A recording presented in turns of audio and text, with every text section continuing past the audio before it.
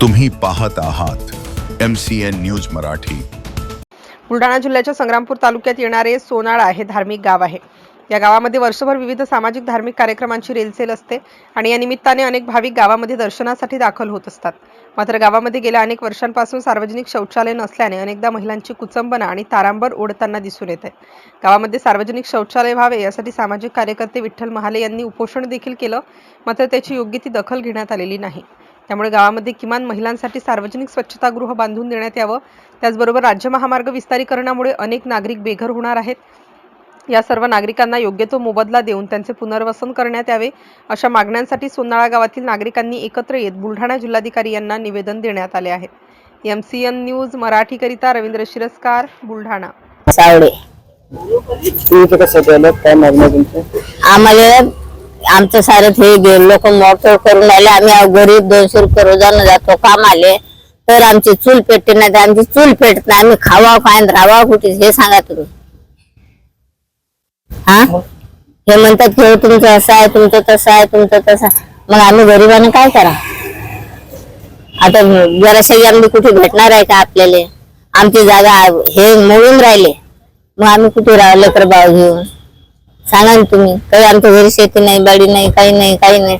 धावतो तेव्हा खातो, नाही गेलो धावायला तर कोणाचं रोड मध्ये जागा जाते ते आम्ही राहावं कुठे?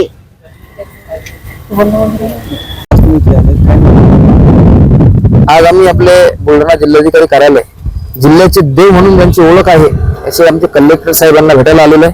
आणि माझे 2 मुद्दे आहेत की गेले महिनाभर झाले मी एक आंदोलन केलं होतं माझ्या गावामध्ये की आमच्या गावामध्ये शौचालय नाही आहे। आमच्या गावामध्ये 3 संत वास्तव करून गेले, त्यामुळे सोनाजी महाराज आहेत, प्रकाश बाबा आहेत आणि संत संबोधी महाराज आहेत। परंतु आपल्या छत्रपती शिवाजी महाराजांच्या महाराष्ट्र राज्यामध्ये जिजाऊंच्या जन्मभूमीमध्ये त्या बुलढाणा जिल्ह्यातील सोनाळा गावात जर माझ्या आई बहिणी माय मावल्या जर चव्हाट्यावर लग्नाला बसत असतील तर हे राज्यकर्ते सर्व, मी कुठल्या पक्षाची बाजू घेत नाही, मी सामाजिक कार्यकर्ता आहे। जर या महाराष्ट्र राज्यामध्ये सगळं महिला जर का चव्हाट्यावर लग्नाला बसत असतील तर या महाराष्ट्रातील राज्यकर्त्यांना, सर्व पक्षीय नेत्यांना लाजा कशा वाटत नाहीत, हा माझा प्रश्न आहे। हे शौचालय गेले 17 वर्ष झाले माझ्या सोनाळ्यात नाहीये। माझ्या मनापासून सांगतो, पोटतिडकीपासून सांगतो, बेंबीच्या देठापासून सांगतो की मी ग्रामपंचायतला सांगितलं, पंचायत समितीला जाऊन गट विकास अधिकाऱ्यांना सांगितलं की माझ्या गावात शौचालय नाहीये। त्यांनी तो विषय मार्गी लावत त्यांनी ग्रामपंचायतला पत्र दिलं की बा आमच्या गावामध्ये शौचालय नाहीये, असं आमच्याकडे निवेदन आलं, तुम्ही पत्र द्या। त्यांनी बांधकाम विभागाला सांगितलं, बांधकाम विभाग सांगते आमच्याकडे हा विषय येत नाही। हे आम्हाला उभीचे उत्तर देतात। हे छटाकभर विषयासाठी जर आम्हाला एवढं भांडण करावं लागत असेल, म्हणून आम्ही या ठिकाणी आलो। आणि कलेक्टर साहेबांकडे माझी एक मागणी आहे, दुसरा विषय जर आमचा कुठला असेल तर आपल्या या महाराष्ट्रामध्ये आपण बघतो बऱ्याच ठिकाणी पुनर्वसन होतात, पहाडातल्या लोकांना उठून दिलं जातं, त्या लोकांना 10-10 लाख रुपये प्रत्येक माणसाला दिले जातात। आणि ह्या माझ्या आया बहिणी आहेत, ह्या ज्या रस्त्याच्या आजूबाजूने 40 फूट यांचं प्रत्येक रस्त्याने घर जाणार आहेत सगळे लोकांचे, तर यांना बेघर करण्यात येणार आहे।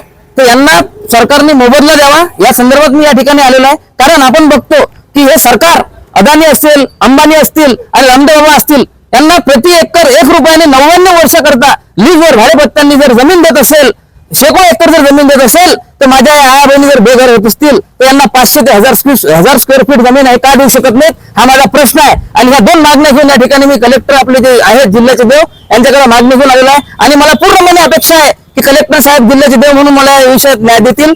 धन्यवाद।